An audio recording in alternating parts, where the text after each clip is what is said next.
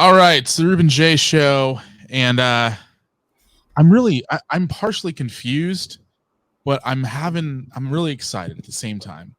And if you're wondering why I'm confused, it's because I don't know how I got to the point where I'm at right now. Because a few months ago, I was scrolling on TikTok, and I ran into a creator, and she was doing profile rates, and I was like, just for kicks and giggle, I'm like, hey, rate me. She's like, oh, you're like a -4, and I'm like, all right, that's cool.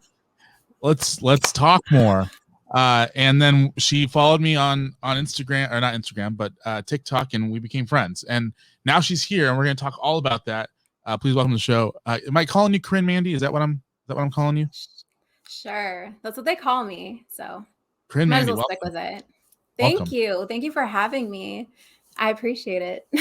So I'm excited because this is going to be one of the first times in probably over like a year where I'm just winging the conversation completely. There's no set agenda. We're just kind of talking about whatever, Yeah. and it's gonna be fun. So anybody who's listening to this right now, just buckle in. It's going to be a crazy ride. Make sure to subscribe to the YouTube channel. Make sure to follow on TikTok and Instagram and all that stuff. Links will be in the description. And subscribe to the podcast. Leave a 5-star review. All that fun stuff. Corrine, let's start from the basics. Who are you, and where'd you come from? That sounds weird, but where'd you come from? Yeah. So my name's Corrine. Basically, I was born in New York. I moved out to Arizona when I was about 9. So been out here forever. It's a huge transition going from the freezing weather to scorching hot weather. It was different, but I've been out here for a really long time. My mom is Honduran and my dad's Puerto Rican, so I'm mixed. I get that question quite often. How did I get here? I don't know. I started TikTok because my son, he asked me, it was like one day, it was when COVID had just hit, and he was like, Mom, you should download TikTok. It's really fun. Back in my day, it was known as Dub Smash. I don't know if you remember Dub Smash. See, back in my day, because you're a little bit older than I am, but all I remember it was Musically. Yeah, so Dub Smash is kind of like TikTok, where it had those pre-recorded auto voices and clips of movies that you can kind of act out and then post.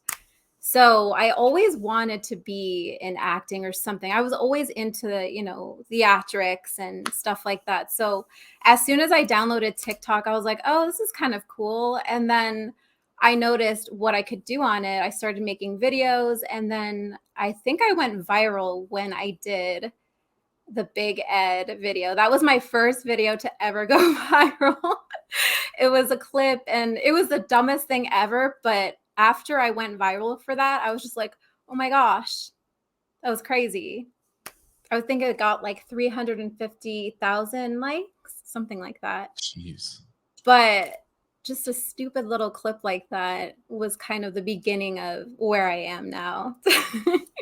Yeah, and it's crazy because when you and I first connected, and actually, what the funny part about that story is when we we connected because we had a similar day job at the time, and it was funny because you worked at I don't want to say the name of it out loud, even though I know you've put it out there, but you can put it out there if you want. I don't want to put it out there, but you worked at a rival university than I work at currently, and you hated the job, for lack of better words, and we kind of bonded over your hate. And I kept trying to get you to come work with my university, and so let's talk a little bit about that, because I know in the beginning when we first connected, you had the day job and you were doing TikTok kind of for fun, and I think you always had the exit idea, and then the exit kind of Absolutely. happened to you, and so here Oh, you're. yeah.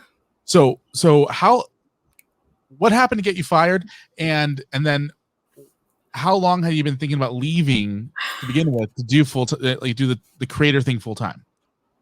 So, yeah, I will gladly tell that story. It was not funny at the time, but now it is. So, I was actually working from home at the time. Yeah, I won't say where I was working, but I was doing admissions for a university, a very well known university.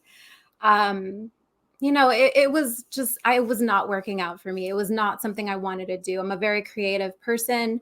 So being at a desk job is just not something that I, saw myself doing in the long run. So in the back of my mind, during those work hours, I'd be like, okay, what can I create today? Like, what can I do that's going to make my audience grow? So, so I happened to be live that morning that I got fired, and I was sitting there and I was just like live, and I was working. I was live and I was working. And I remember looking at my screen and I saw like HR, my manager, and I was just like, hey guys, I gotta go. I'll be back. I didn't go back. Yeah. But it was definitely, at the time I was so upset. I was like, oh my gosh, what am I gonna do? I have a kid, I have bills, I have so much I have to do. How am I gonna get out of this? But then at the same time, I was like, Corinne, you did this to yourself. Like, you kind of let yourself fall into that path to where your mental health kind of affected your work ethic. So I started going down that hole where I was like, I hate my job. I don't want to be here. There's so many other things I'd rather be doing than this. And ultimately, I think they kind of saw that and they were like, yeah, we're going to let you go. And I was like, you know what? It ended up being a blessing in disguise for sure. I think there's a lot of times in people's histories, if you look back at people, they're just their day jobs, the day job tends to hold people back a lot of times. And Yeah. a lot of times everyone has this idea of what they want to do, and because they work a 9 to 5, they're like, I'll never be able to actually completely explore this option. And then they get fired, or the get laid off, or whatever, something happens, they're no longer working there, and all of a sudden their dreams come true. So when you messaged me, you texted me that night and you're like, I got fired from university unnamed, it just happens to be, well, I'm not going to say it, but it was one of those things where I'm like, okay, you're going to be fine. Like, it's going to be okay eventually, but what are you going to do next? And you were like, I'm all in. I'm going all in on creation, all in on, content creation, painting, just being yourself. And so that's what I'm curious about. But before I jump into that side of it, I need to know, when you go live on TikTok, does it record the live for you? No, it does not. Oh, dang. Because I was gonna say, I want to see the video of what happened when you got that call, because I would love to see just the look on your face when you saw HR calling. I can react it if you want. I remember I was looking at so my phone was literally right next to the computer, and I just remember looking over and I was just like, I gotta go. And then I just ended the live and I was just like, hello. Oh, And jeez. here we are. That's so funny. Do you think they were watching your lives? God, I hope not. I did have a couple of friends that knew that I had TikTok and they know what I've been doing. So I think they may have like been watching, and you know how people are, they go and talk. So, but at the same time, like I said, till this day, I'm thankful that it happened when it did, even though it was right before Christmas. And I was like, that's not very Christian like of you guys to do that. Hint, hint.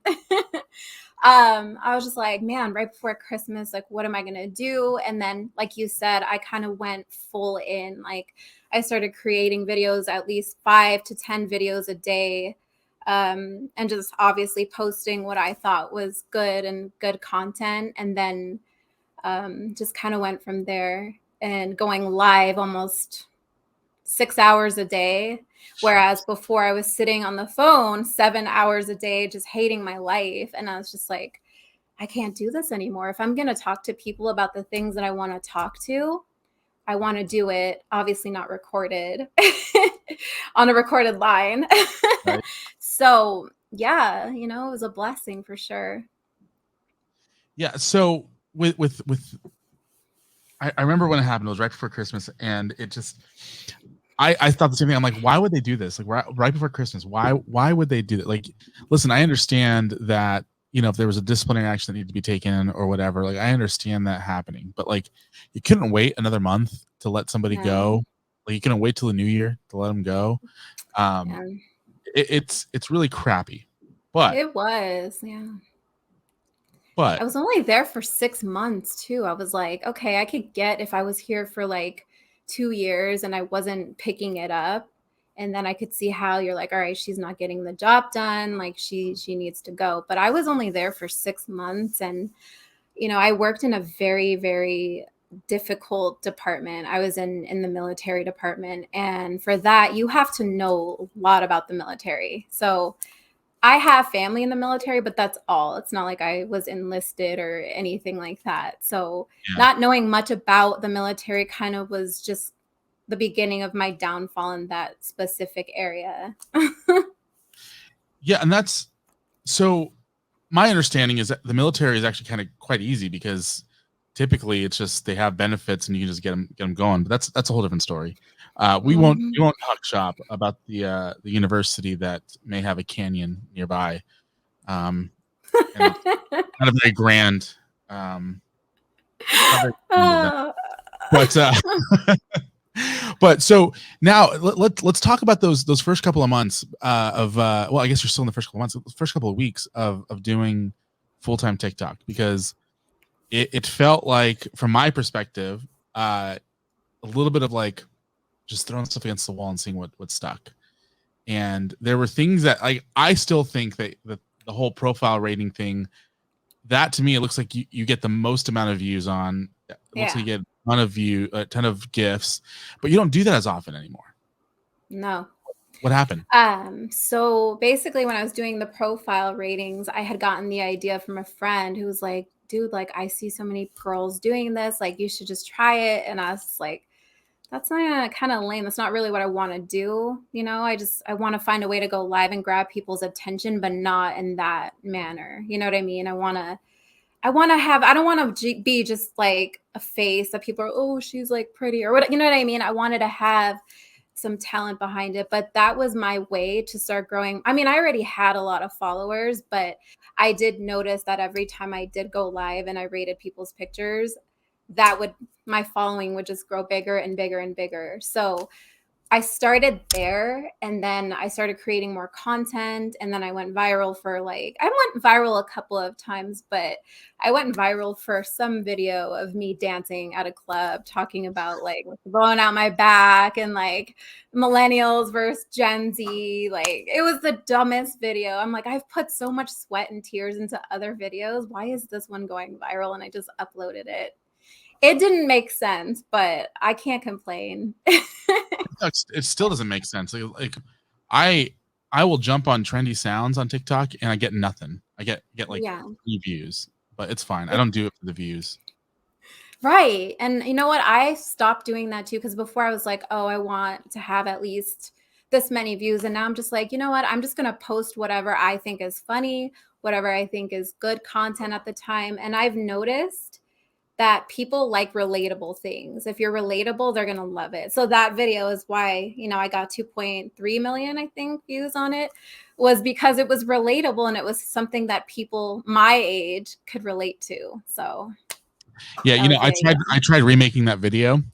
I was gonna stitch it, and I went down and I couldn't get back up. I'm telling you, tequila puts like some sort of superpower energy in me, some sort of different person, and it brings that animal side out of me, because I couldn't do that sober.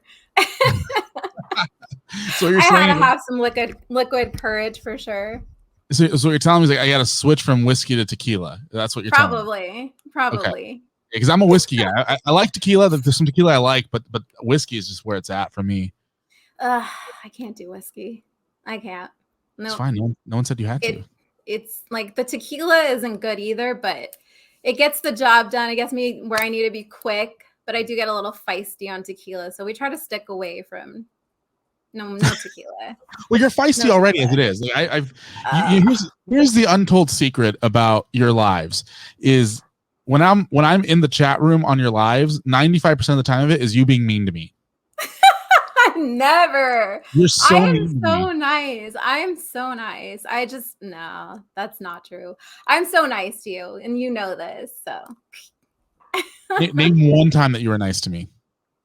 Every time you hop in, you say, "Hey, Corrine." I'm like, "Hey, Ruben." But I think it's just like the way I say it. That's the bare minimum. think I have like a sarcasm in my voice, something like It's that. like I'm like, hey Corrine, what's up? And you're like, hey Ruben. Hey. Sometimes I'm just like, because sometimes I'll be reading comments and I'm like, oh, that was rude. And then if you're like, hey, Corinne, I'm like, hey. Because I'm like, I just read a comment that somebody was like, oh, you have a big nose or you have big ears or something like that. And I'm just like, sorry. So if that's ever happened, that's probably why. But the problem is it happens every time. That's the problem that I have. You know, things have changed. Okay. Try coming on tonight. We'll be good. So the only I'll give you reason a huge shout out. there we go. The only reason why I agreed to do this podcast is because it's actually therapy for us. Because like we're gonna work this out. We're gonna become best friends out of this. Best. And you're gonna stop being mean in your lives. I won't be mean anymore, promise. After this, no more. I will say this. What I do love the community that you've accumulated, you know, because you have like obviously Paul's, you know, your better half Paul, and your other better half Crystal. Yes, I love her. Great. There's a great crew that comes together. But I remember there was one time, I think it was like around Christmas time, where you lost complete control of the live chat, and we were BSing it left and right, and you're in the middle of battles, and we just completely derailed you. That happens quite often. That sounds like my life, to be honest. Honestly, here's what I love about it. It felt like a bunch of virtual friends kind of hanging out at like a virtual coffee shop, you know? Right. And so I really, really want you and Paul and Crystal and anyone else to come to California and we can hang out and we can do a real life podcast with like all four of us. It'd be fun. I'm so down. I know they'd be down too. So with that, like I like the live streams. What at the end of the day for you, what is your goal with the live streams? So I've gotten into battling recently. Huh? Other than make money, obviously. Yeah, see, a lot of people don't know that, you know, but yeah, you know, battling is definitely something I never thought I would do. Like I saw people doing it and I always wondered, what are they doing? Like I would keep scrolling every time I saw somebody battling. I was like, what is this? Like, and then finally my friend kind of broke it down to me. He was like, so basically you go on there and you battle like whoever, and people have to like send you stuff or tap your screen or like basically love you enough to send you a lion or a universe or something like that. So at first it was hundreds of dollars. Like it's hundreds of dollars to do this. Yeah. It's not cheap. It's not cheap. No. I love sending myself. I love hopping on to a friend and they're battling and I'm just gonna like surprise them and just throw them something so they win. But it's definitely very interesting. But like I said, it's not something that I want to do forever, but it is very fun and I'm a very competitive person. So I have the personality for it and the drive for it. But ultimately, I do want to draw more attention to my art because that is typically what a regular day in my life is just drawing, painting, figuring out something new to create. So battling is fun. And don't get me wrong, it's paying my bills, but gotta have, you know, more of a direction than just battling. Yeah, for sure. I mean, I'd much rather be battling somebody for 6 hours than making outbound dials to see if somebody wants to go to school or not. Yeah. I'm going to get you on it. I promise. Bro, if you can get me to 1,000 followers, I'd be going live like every day. Yeah. I'm telling you, we'll get you there. We're going to get you to 1,000 followers. And then once you start battling, you're going to be like, it's addicting. Like you're like, hey, I feel like making this much money right now. Let me go hop on live. And you can only hope. I mean, it's not a guarantee every single time. That's why you have to build your following. You have to build like relationships with people, which is why when I do go live, I don't just sit there and like battle. I typically will sit there and I'll talk to everybody for like an hour and then we'll go into battling. But yeah, I mean, you have to have a great personality. You have to be very, you know, exciting, you know, engaging. And then once you get there, battling is just like, bam, you're like, okay, I got like at least 6 people that are gonna hit for me. So people probably don't get that though, what it means. I'm curious. Like there's one time, like I think it was just the other night that someone just kept sending you this like $200 gift over and over and over and over and over and over again. I'm like, dude, what do you do for work? What do you do for a living? Those are usually people from different countries, I have to say. I mean, I don't want to say where, but they definitely have money. And it was 3 universes, actually, 3 or 4 universes that I had got sent to me. I'm actually with an agency now. So the agency helps bring more people into my lives, bring more traffic. So once you get into the rankings, that brings your live all the way to the top and you're number 1 in the country. So big battlers will see that, they'll start battling you, and then people that are watching their lives will come into your. It's just like a whirlwind of like a shit show. Just, It's just just so much going on. Yeah, it's yeah, for like, sure. yeah, it's cool though, because they schedule these tournaments for me and I love it because I'm like, okay, sometimes I go live and I try to battle and I get nothing. But these scheduled tournaments, you can kind of promote yourself and say, like, hey, I'm going to be going live tonight. I'm going to need all my people on board. And if they want to, and I usually will bribe them with a painting. I always say, hey, I'll paint you something. So how long have you been painting for? Because that's I full disclosure, I am a customer of Corrine's original paintings. It got me some great brownie points for Christmas. Hell yeah. So full disclosure on that one. But how long have you been painting for? Well, I've been drawing since I was a kid. So it started out just like drawing. I drew in high school and I would always draw my friends, really depressing pictures. And they're always like, that's so cool. Can you draw me that? And I'd be like, sure. And I just draw them stuff. And it was always so emo. And it's so funny now because I know I have a couple of friends in high school that still have a few of my drawings and I really want to get a hold of them. But yeah, I started drawing in high school and then I didn't really start painting until recently. It was always more of like sketching. I would just be in class, like not paying attention. I'd just be drawing and I'm like, God, I'm too creative for all this bullshit.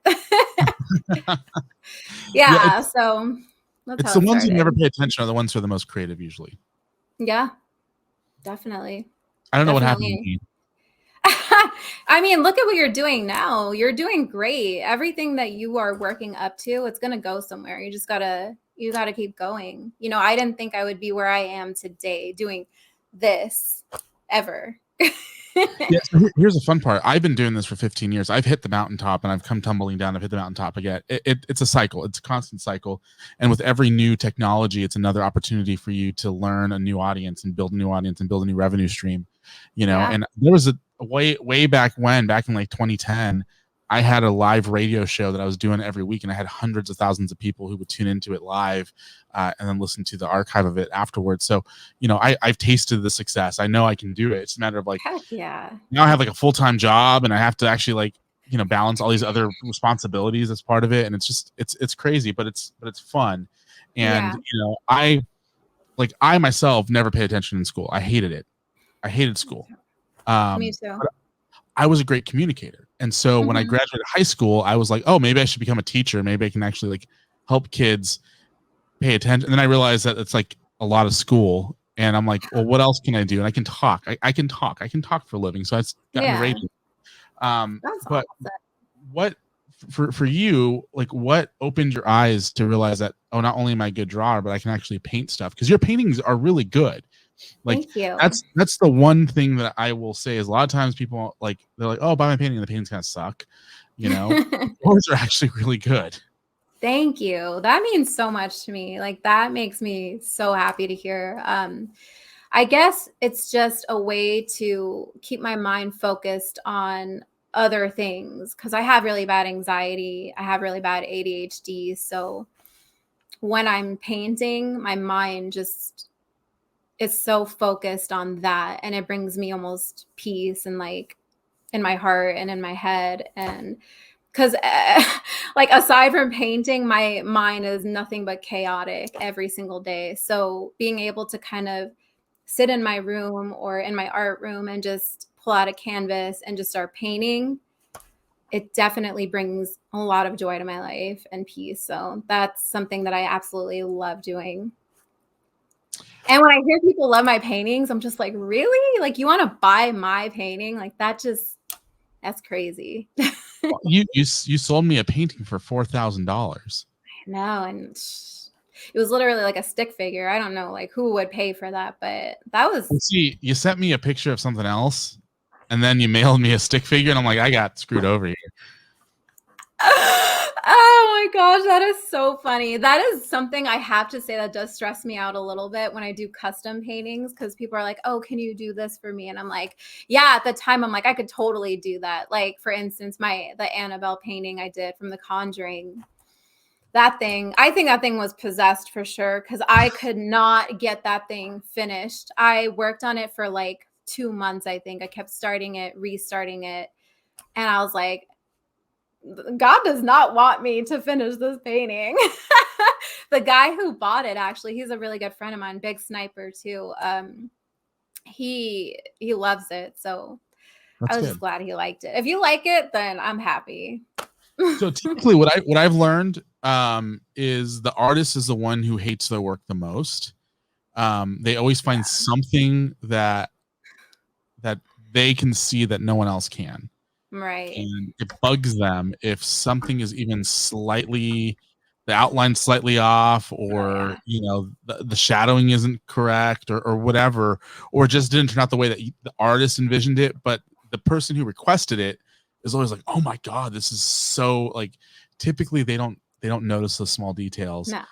And so hopefully with your art you can learn to like appreciate the simplicity of the person who's buying it. Now every now and then you get the person who's like a Karen and be like, oh my god, no, this wasn't what I wanted. With that Right. being with that being said, um, did you sell the Rugrats yet?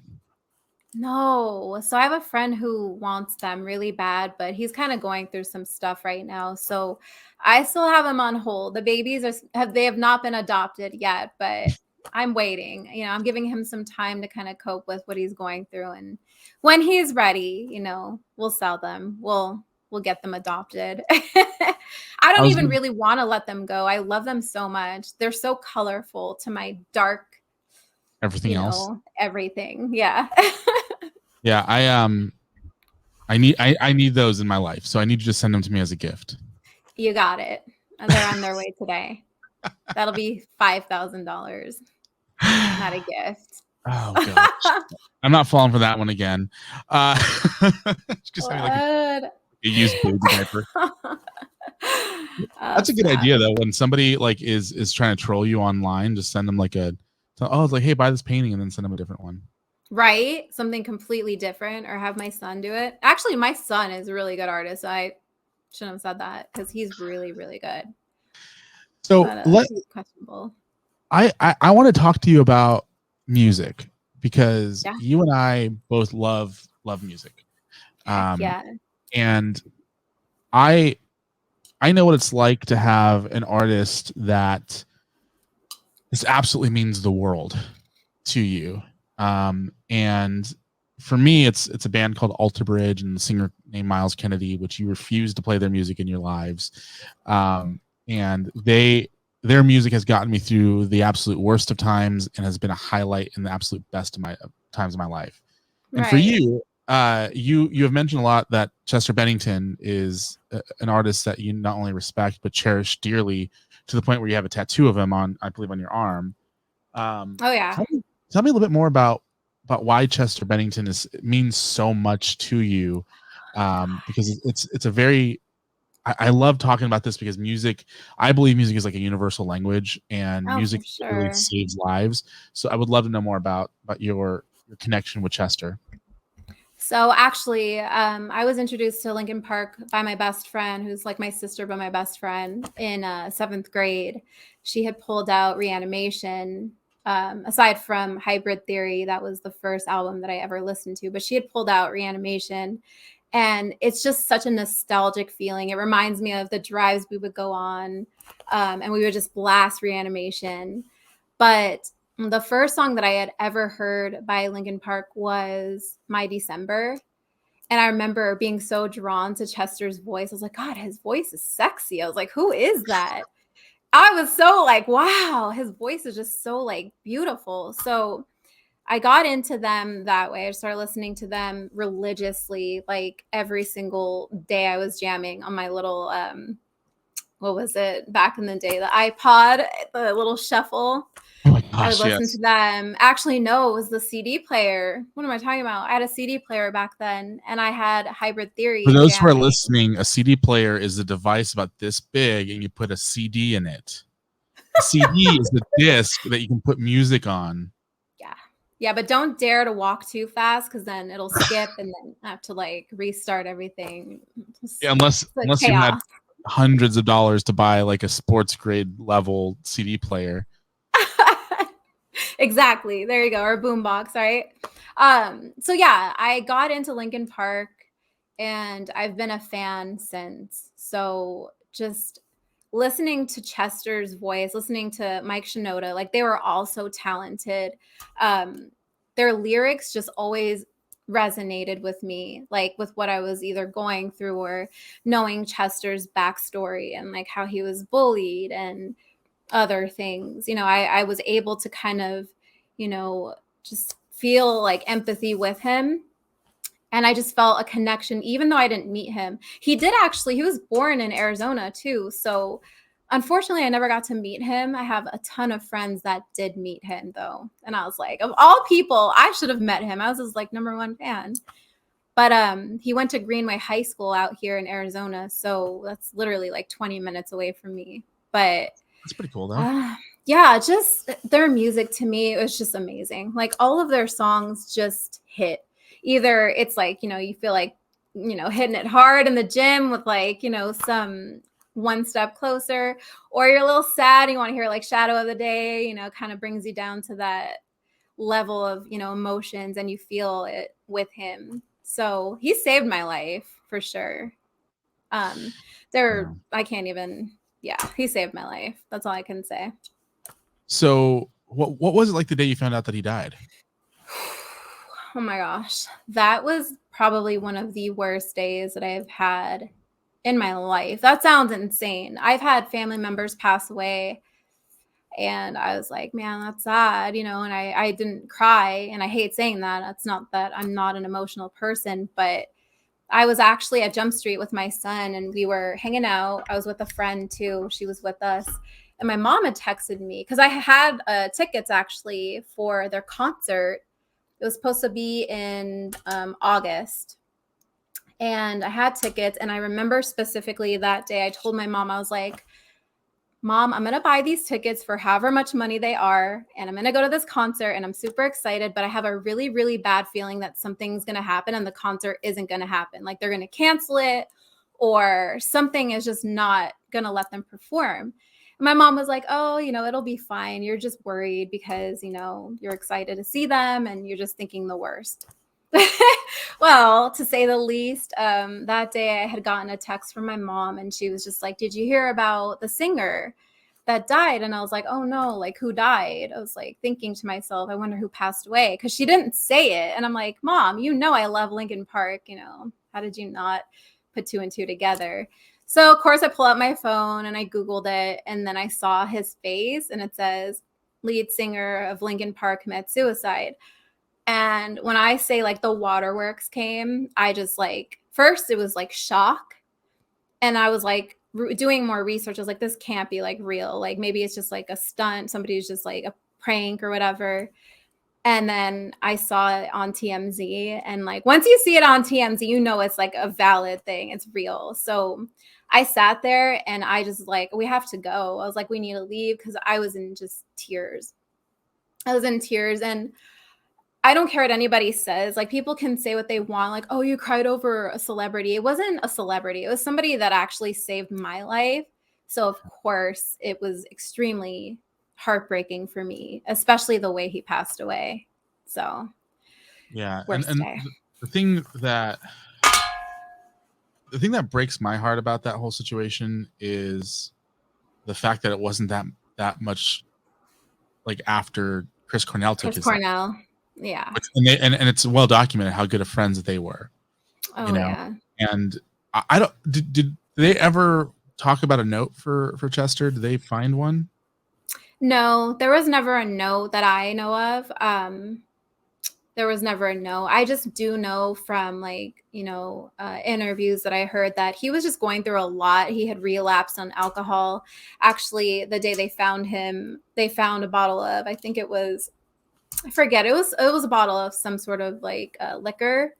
So I think, and his wife had said that every time he relapsed, he was so hard on himself. So he was alone. And it was crazy because he was actually in Sedona the night before he passed away. So he was like 2 hours away from me on a family vacation. And then he went back to LA the next day. He was supposed to do some sort of photo shoot with the band. And yeah, he never got to, unfortunately. Yeah, it's a sad story, and It I'm is. grateful. I'm grateful that the lead singer that I credit for again for the highs and highs and the highs of highs and lowest of lows of getting me through all that. Thank God he doesn't struggle with like mental health issues or alcohol or any of that stuff. So it's like That's shocking. I'm not like I mean he did like he partied back in the day, but he kind of like grew out of it, which is kind of weird. Like Yeah. that whole band is it's really weird how especially nowadays it seems like you hear less and less of these party lifestyles of bands that are kind of on the rise.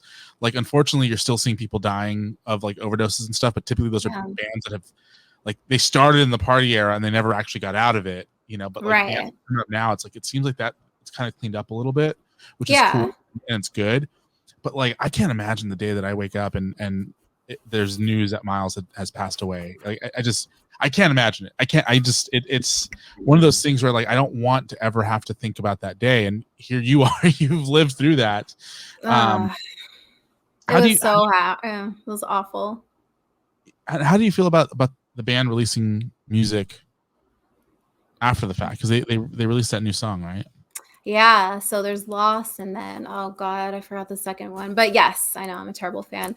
I love it. I think it's amazing. I'd rather them do that than replace him. There's no replacing him for Yeah. one, but I would rather them come out with, underground songs that were unreleased than to just kind of be like, "Oh, we're going to find a new lead singer," because I'll tell you what, that'll be the last day I ever listen to them.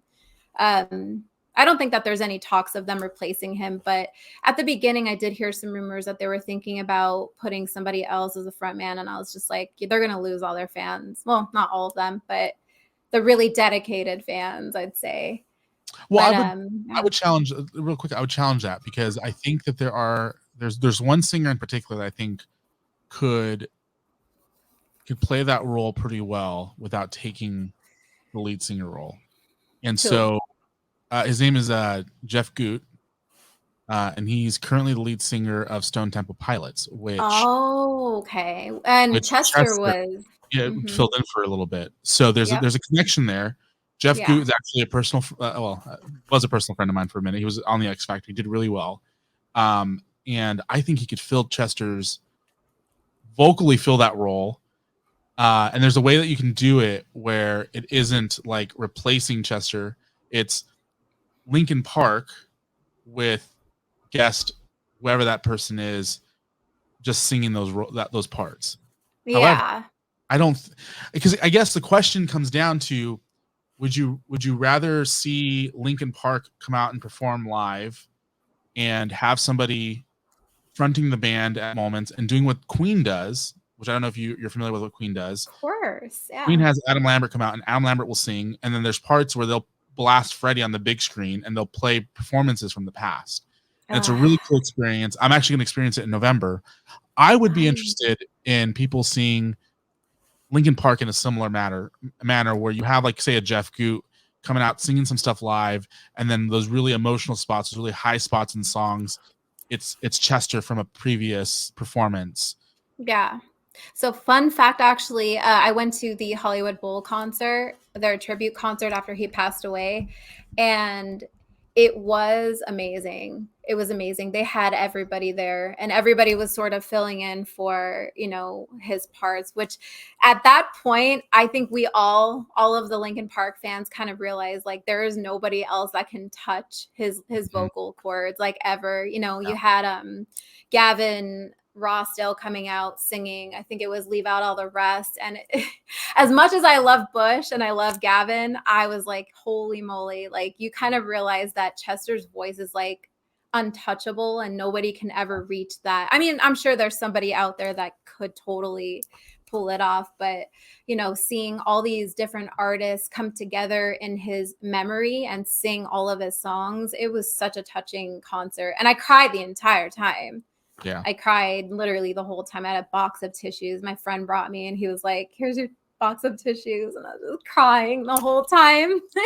But at the end, it got really lit. Like, they were singing like all the older songs, because at first they started out with like One More Light album and the sad songs, and then they came in with like Jonathan Davis. He was there. They had Machine Gun Kelly. It was so much fun. It was a blast. Yeah. Do you know if they plan on touring? Have you heard about it? No, I haven't heard anything. I think that was probably their last tour. I know that Mike does his own like side stuff. I mean, he's the founder of Linkin Park, but I know that he does his own music. He has Fort Minor going to, which I loved Fort Minor. I don't know if you know Fort Minor, if you ever listened to them.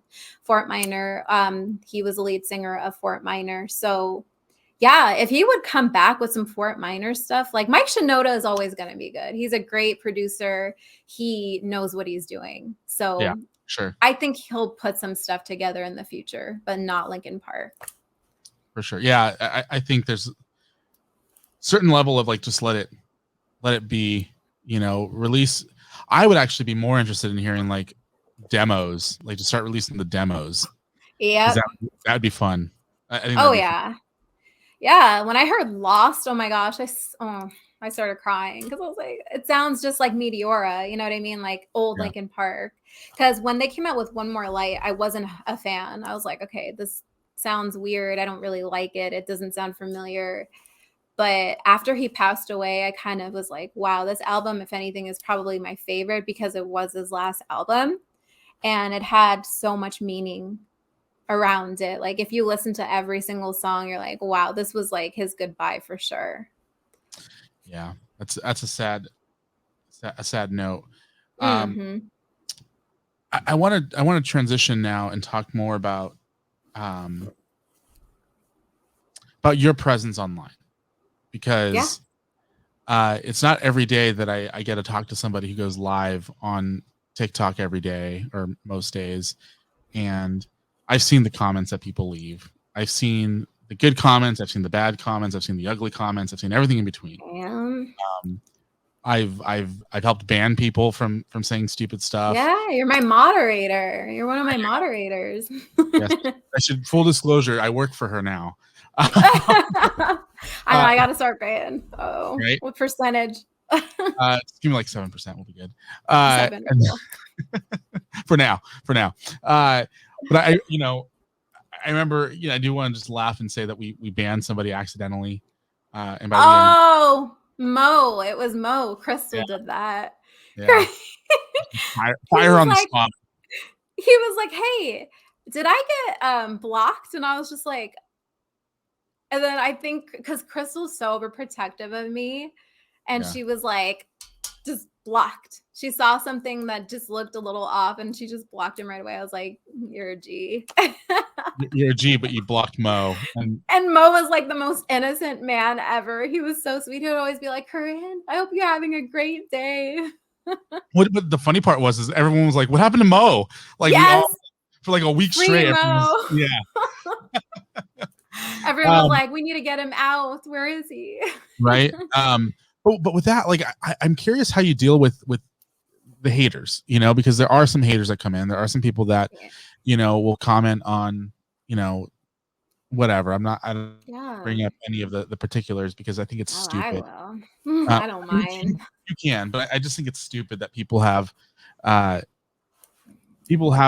audacity to come into your live and make comments about your appearance, your style, your whatever, and so how do you handle that? That just always seems to me like just a side effect of the internet that I just wish would go away.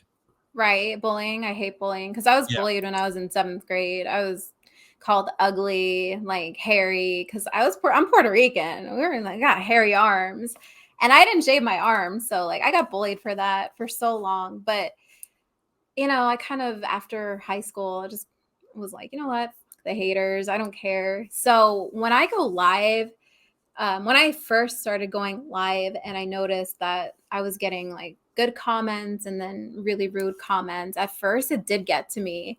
I was like, now I know what not like I'm any sort of celebrity, but now I kind of understand like what they go through on a daily basis when people are constantly like, because when you're live, you're sitting here just like this.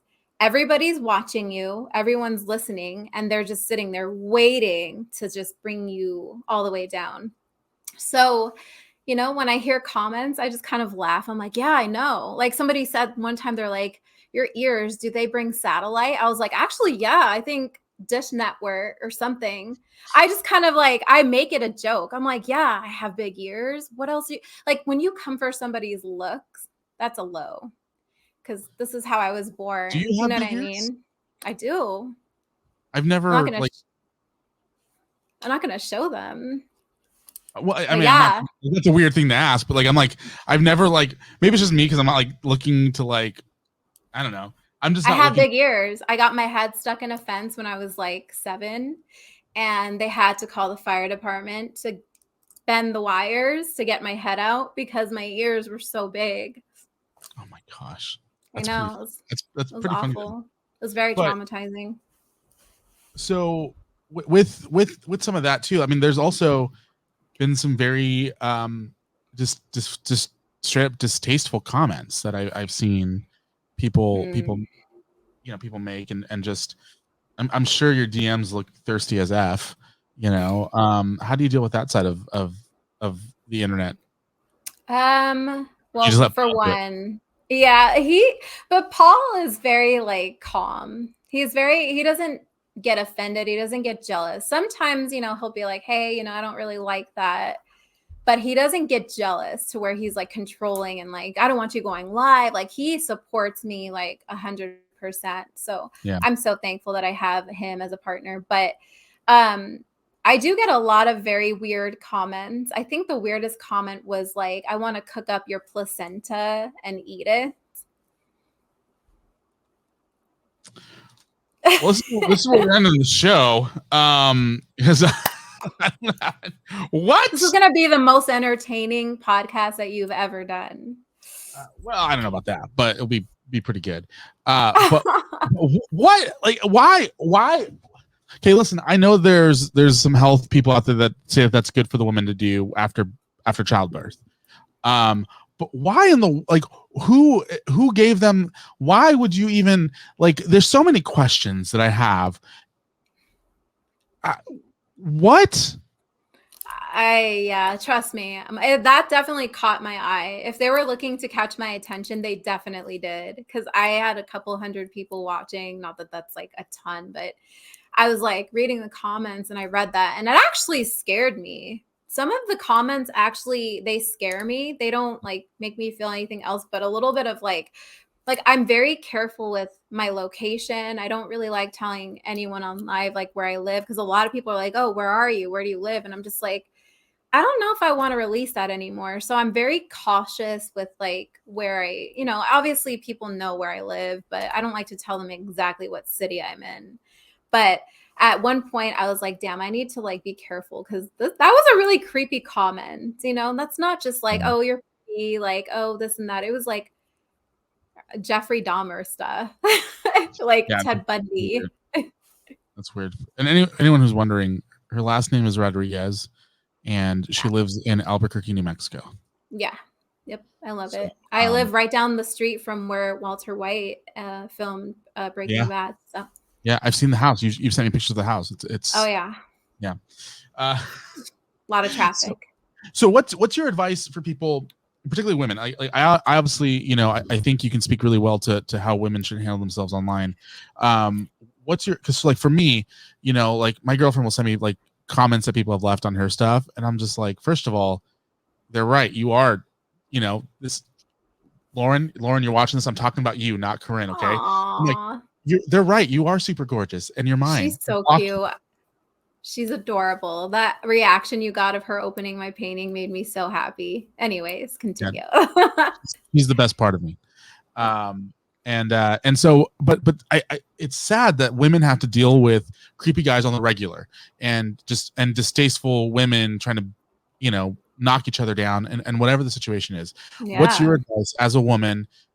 What's your advice to them to like just get through it? Because I think I have advice for them too, but like I don't live it. Like I get the complete opposite. I get people commenting on, my crooked teeth, or how my hair is not perfect right now, like all that That's stuff. so mean. I I don't see hate this, that. but I don't care anymore. Like Right. once, complete side note, once you've had Christina Aguilera's, toxic fandom come after you, you can survive anything. I have to hear more about that. Yeah, we'll talk about that. Yeah.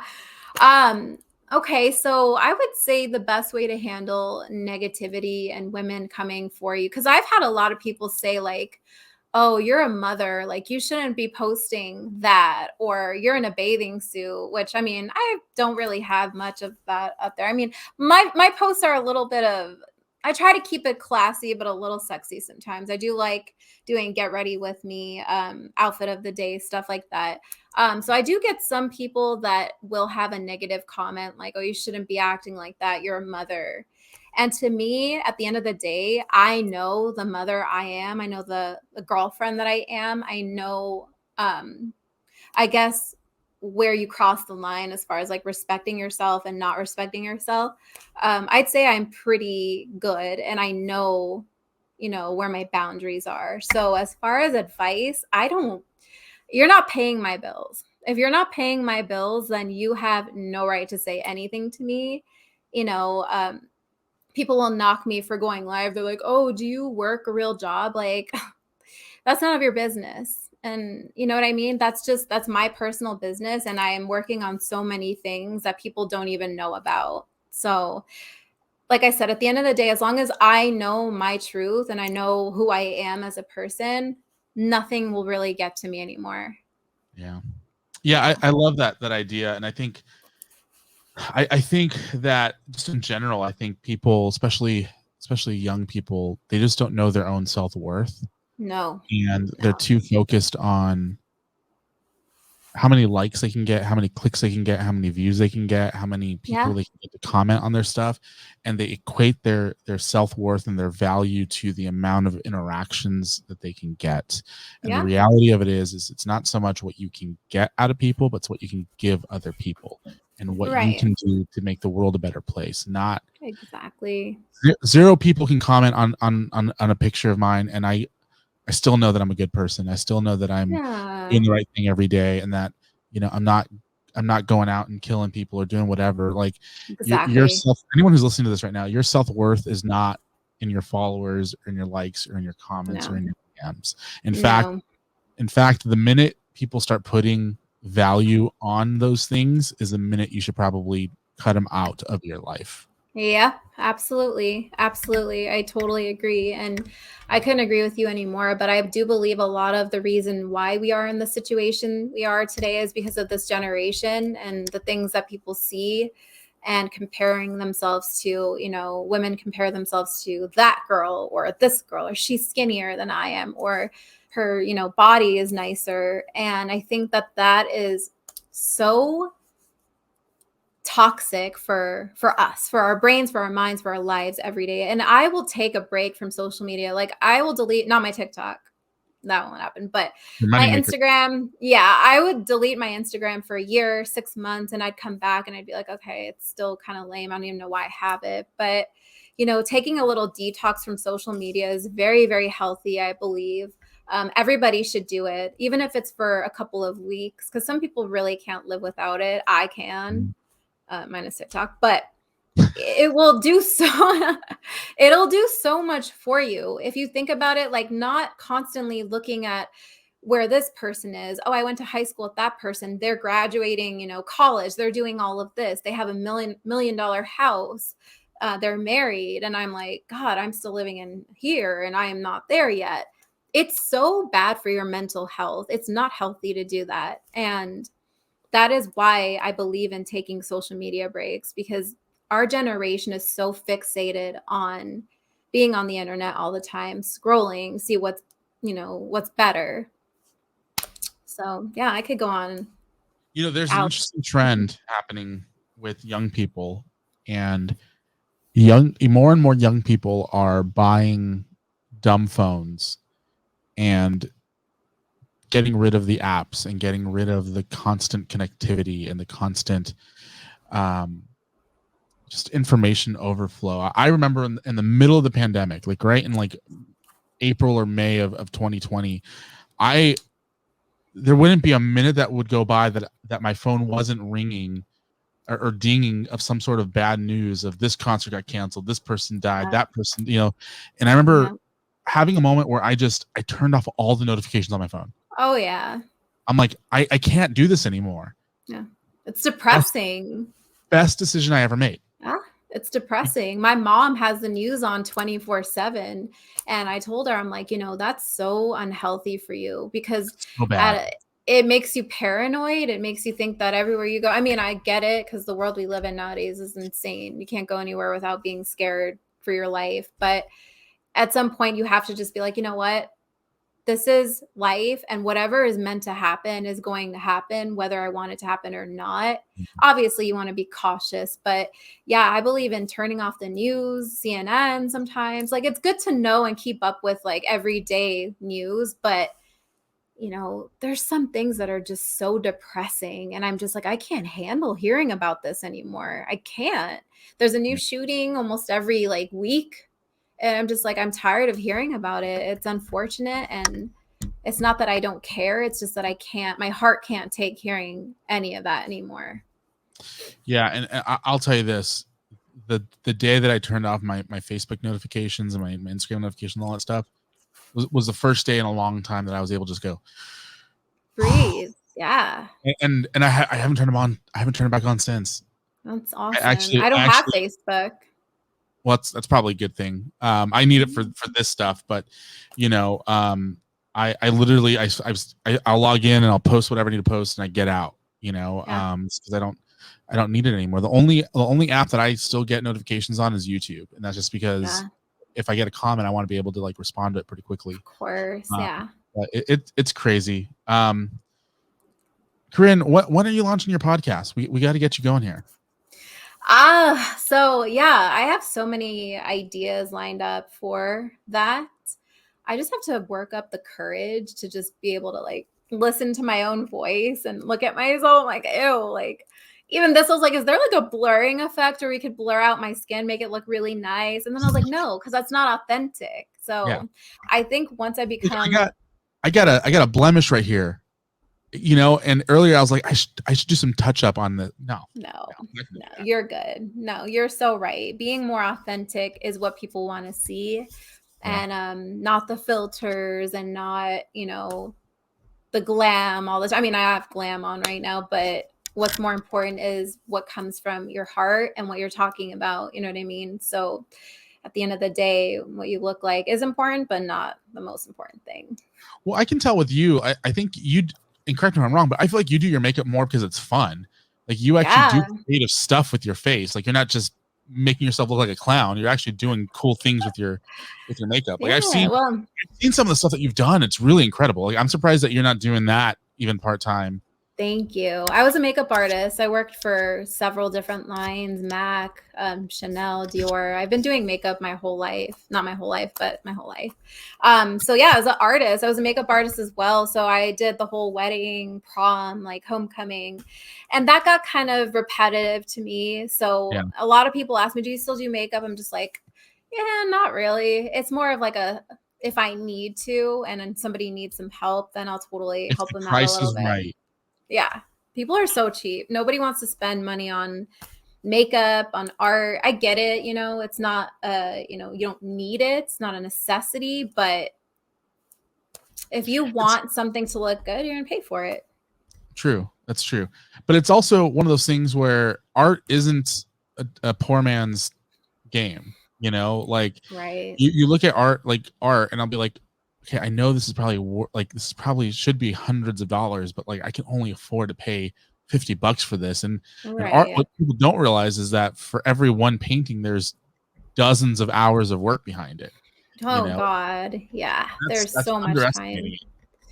Yeah, it's the time, it's supply, demand, it's the stress. Like I don't know how tattoo artists do it. I always say, I'm like, I don't think I could be a tattoo artist because permanent stuff, like I don't think I could do. Not yet, at least. Right. Well, Corrine, I appreciate your time. I don't want to keep it too much longer because we've been an hour. We've been doing this for an hour already. Man, that's awesome. I could keep Yeah. going too. Yeah, I can too, but I have to pee eventually. No, you're good. I appreciate your time and I appreciate you having me on here. And it's an absolute honor to do this today. Well, I appreciate you for coming on the show. Tell everybody where they can find you on social media, and also tell them what your Cash App is or your Venmo, so that way they can pay for a shout out. No. Okay. So yeah, you can find me on TikTok, Corrine Mandy, and then Instagram, Corrine X Mandy. And yeah, that's it. I don't have anything else. Perfect. Well, make sure if you're listening to this, make sure to subscribe to the podcast channel, the YouTube channel, like and subscribe and share and do all that fun stuff. And I'm going to announce this right now. And I know you haven't agreed to anything, Corrine, but you're going to start a podcast, and I'm going to produce it for you, and we're going to make millions of dollars together. I'm down. I'm game. Let's do it. Let's just get you a better microphone first. Hey, I like my little ball. Little snowball. All right. This has been the Ruben Jay Show.